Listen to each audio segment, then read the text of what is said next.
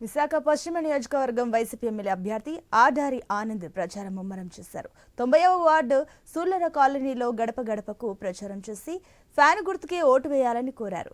Colony వాసులు స్వాగతం పలికి సమావేశం ఏర్పాటు చేశారు. కాలనీలో ఉన్న పలు సమస్యలను ఆయనకు విన్నవించారు స్థానికులు. ఎటువంటి సమస్య ఉన్నా పరిష్కరిస్తానని కాలనీ వాసులకు హామీ ఇచ్చారు ఆనంద్ కుమార్. పశ్చిమ నియోజకవర్గంలో వైసీపీ జెండా ఎగరేయడం ఖాయమని ధీమా వ్యక్తం చేశారు.